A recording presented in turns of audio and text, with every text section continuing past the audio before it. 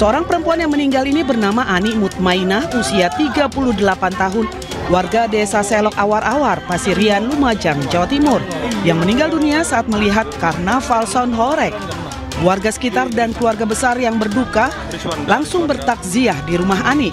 Sebelum dinyatakan meninggal dunia, Ani menonton karnaval Son Horeg dalam rangka HUT Kemerdekaan Republik Indonesia. Saat menonton karnaval Son Horeg tersebutlah Ani merekam pertunjukan Son Horeg dan tiba-tiba tersungkur dan tidak sadarkan diri. Ani langsung dibawa ke Rumah Sakit Umum Pasirian, namun nyawanya tidak bisa diselamatkan. Menurut pihak keluarga, Ani Mutmainah tidak memiliki riwayat penyakit dan dalam kondisi sehat saat menyaksikan karnaval. Pihak keluarga juga telah mengikhlaskan peristiwa kematian Ani. Meski belum diketahui pasti penyebab kematian Ani Mutmainah, atas peristiwa ini pihak pemerintah Kabupaten Lumajang akan lebih memperketat izin karnaval yang melibatkan Son Horeg. Keluarga menerima ini dengan ikhlas sebagai bagian dari takdir, sebagai bagian dari kepastian yang memang sudah ditetapkan oleh Allah. Segera kami akan lakukan evaluasi dan koordinasi dengan Pak Kapolres sebagai lembaga penerbit izin keramaian. Sementara itu, meski MUI Jawa Timur telah mengeluarkan fatwa haram Son Horeg, namun pada kenyataannya masyarakat di Lumajang masih menggunakan Son Horeg dalam kegiatan karnaval. Dari Lumajang, Jawa Timur, Yayan Nugroho, iNews melaporkan. Wakil Gubernur Jawa Timur Emil Dardak berkoordinasi dengan Kesbangpol serta jajaran Polda Jawa Timur untuk menertibkan penggunaan sound system yang dianggap mengganggu ketertiban umum.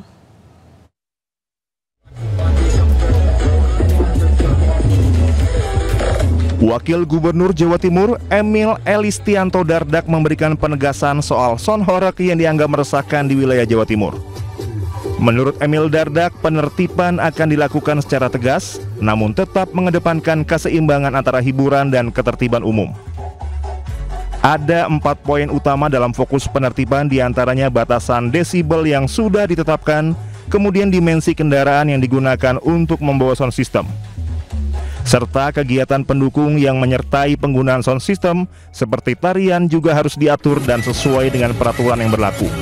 Yang terakhir, rute dan jam operasional di zona-zona tertentu. Ada 4 area yang menjadi perhatian. Pertama, bahwa batasan desibel yang berlaku dalam berbagai peraturan tidak boleh dilanggar. Yang kedua, ada pengaturan tentang dimensi kendaraan dan bagaimana itu harus mengikuti standar keamanan. Yang ketiga, tentunya juga berkaitan dengan hal-hal kegiatan-kegiatan lainnya, ya, misalnya ada tarian atau apa itu bagaimana itu diatur. Yang keempat adalah rute dan jamnya, jadi zona merahnya di mana, tidak boleh lewat Paskes, kalau di jalan kecil seperti apa, kalau di jalan protokol jamnya. Saya lihat beberapa kali kondisi sudah menertibkan kegiatan menggunakan sound system yang melampaui jam-jam yang diperkenankan. Itu saya sangat dukung penertiban yang seperti itu. Emil Dardak juga menekankan pentingnya penerapan aturan bukan hanya sekedar pembuatan peraturan di atas kertas. Sementara saat ini pemerintah sedang merumuskan strategi penertiban yang komprehensif, termasuk mewajibkan izin dari kepolisian untuk setiap kegiatan yang menggunakan sound system. Sementara saat ini pemerintah sedang merumuskan strategi penertiban yang komprehensif, termasuk mewajibkan izin dari kepolisian untuk setiap kegiatan yang menggunakan sound system dan memastikan kepatuhan terhadap batasan volume suara. Dari Surabaya, Jawa Timur, Hari Tambayong, iNews melaporkan. Dan pemirsa, untuk mengetahui informasi selengkapnya, kami sudah terhubung dengan Wakil Gubernur Jawa Timur Emil Dardak. Selamat sore, Mas Emil. Selamat sore, Assalamualaikum. Waalaikumsalam warahmatullahi wabarakatuh. Mas Emil, ini sudah mendapatkan informasikah ada seorang warga yang meninggal pada saat menikmati Son Horeg? Ya, kami mendengar dan tentunya kita memberikan doa yang terbaik untuk korban dan keluarga. Aparat dan pihak yang terkait sedang memastikan terlebih dahulu situasi real dan kondisi realnya. Baik, tapi untuk saat ini sementara informasi yang Anda kumpulkan ini korban ataupun ibu tersebut ini meninggal karena apa, Pak? Itu dia, saya tidak punya kompetensi untuk membuat statement sebelum yang memiliki kepakaran dan kompetensi yang tepat melakukan tindakan atau penelitiannya, istilahnya investigasinya. Jadi untuk saat ini kami fokus memberikan dukungan pada semua pihak yang terkait agar informasi yang lebih akurat bisa kita peroleh. Tentunya sebelum informasi yang resmi dan akurat keluar, kita tidak ingin berspekulasi terlebih dahulu. Baik, Mas Emil, sementara ini kan masih ada warga yang menyelenggarakan Sound Horeg. Sebenarnya ada 4 fokus di mana penyelenggara boleh menyelenggarakan ataupun mengadakan Sound Horeg. Nah, ini 4 peraturan ini apa saja sih, Mas Emil? Mungkin bisa dijelaskan sekali lagi? Sebenarnya bukan 4 peraturan, tapi dari hasil rembuk dengan semua pihak yang terkait, termasuk pelaku sound horeg-nya atau sound system sendiri, tapi juga dengan ulama, dengan para pakar medis, dengan penegak hukum atau aparat. Ini ada satu yang menjadi akar permasalahan adalah volumenya. Oke.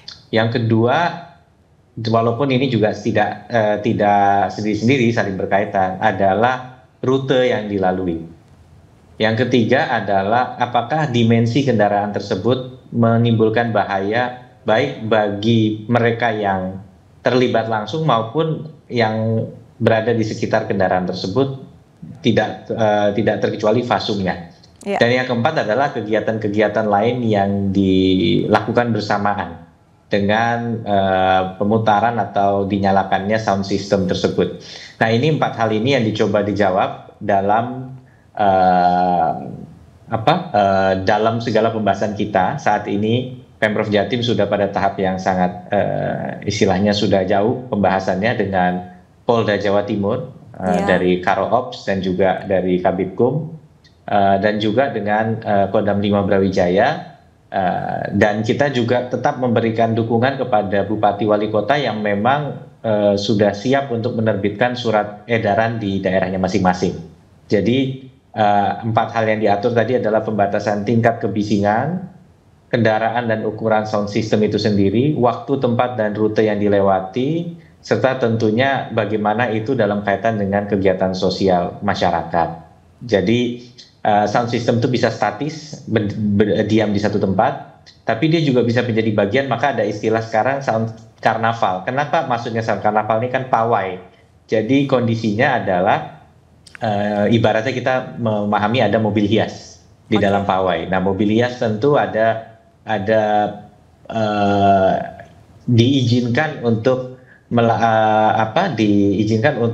dapat berbentuk atau dimodifikasi dalam konteks penggunaan khusus hanya untuk pawai, tapi tidak untuk digunakan dalam lalu lintas keseharian. Nah, ini semualah yang menjadi aspek yang diperhatikan di dalam penataan penertiban dari penggunaan sound system. Dan kalau ada yang mengatakan akan diatur, sebenarnya sudah ada peraturan-peraturan yang mendasari, dan penegakan aturan sudah dilakukan selama beberapa waktu terakhir. Penegakan aturannya berupa apa saja, Mas Emil? Pertama, mereka harus memperoleh izin keramaian. Ada yang bahkan sempat sampai tanda kutip tidak ketemu, bahkan ada kekecewaan dari penyelenggara acara pada saat kemudian dimensi dari kendaraan itu dipersyaratkan memenuhi aturan, tapi mereka nggak bisa memenuhi, sehingga mereka tidak bisa lanjut dan merasa kecewa. Itu sudah terjadi. Jam yang dilarang, kemudian jam itu ditertibkan, begitu lewat ya diberhentikan, dibubarkan oleh aparat yang berwenang. Baik, tapi kalau misalkan untuk mengenai dimensi dan juga untuk jam, realitanya ke lapangan begitu. Mungkin ada beberapa di video di sosial media justru dari pihak penyelenggara ataupun warga yang menikmati sound horeg ini protes ketika ditindak, ketika didisiplinkan. Nah, ini bagaimana nih? Ya, mau protes mau enggak ya didisiplinkan. Aparat kita punya ketegasan karena Ya betul, ini kan memang gambaran bahwa masyarakat kita punya pandangan yang berbeda-beda. Betul. Ada yang memang, dan ini sudah mulai bergeser ke permasalahan sosial di tengah masyarakat juga.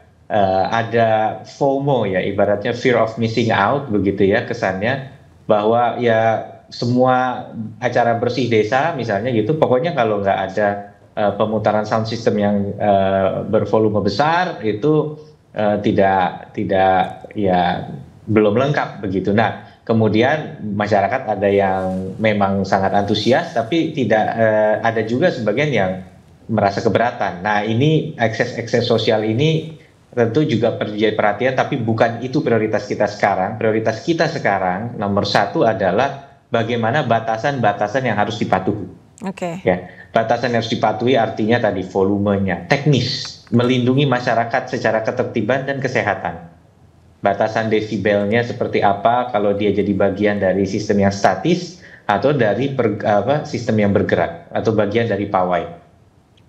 Baik, Mas Emil, saya ingin menanyakan untuk dimensi sound horeg sendiri itu sendiri sebenarnya maksimal berapa meter sih, Mas Emil? Karena kita menyaksikan di media sosial begitu, untuk ukuran dimensi dari sound system itu sendiri itu bisa dikatakan hampir luasnya itu ataupun lebarnya itu cukup panjang begitu, Mas Emil?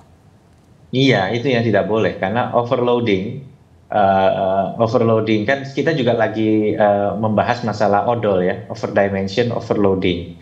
Nah, kalau overloading ini dia muatannya yang melebihi secara bobot. Overdimension artinya dia memang dilebarkan dari lebar standar pabrikan, ditinggikan dari tinggi standar pabrikan.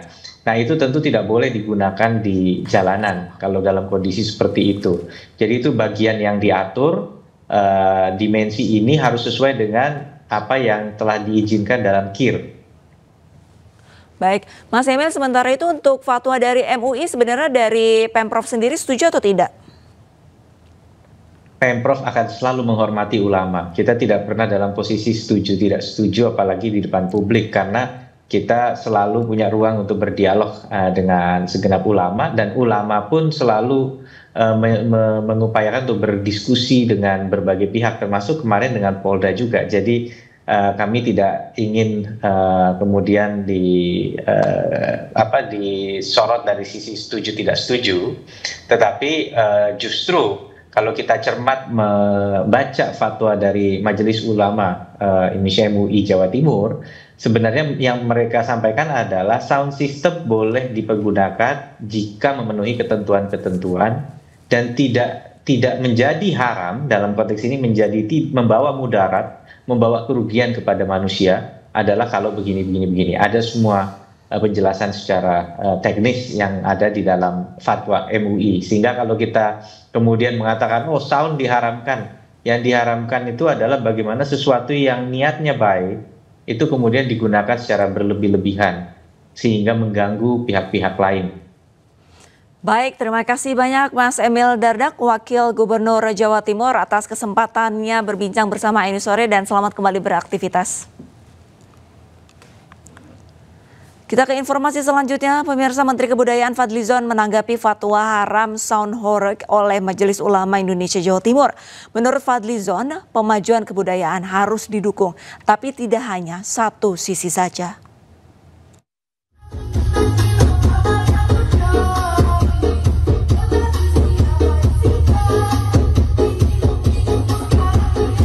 Menteri Kebudayaan Fadlizon menilai fenomena sound horeg di wilayah Jawa Timur membutuhkan pertimbangan mengenai tempat serta ruang diskusi bersama antar pemangku kepentingan sehingga tidak merugikan berbagai pihak.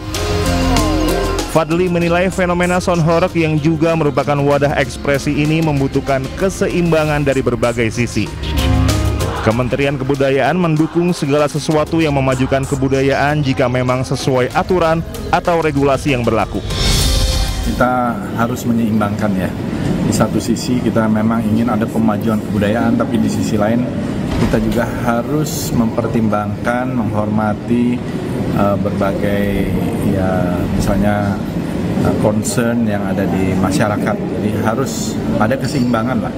Jadi tidak bisa hanya satu sisi. Jadi kita berharap ada introspeksi juga ya, dan juga waktu juga sangat penting ya, seperti itu.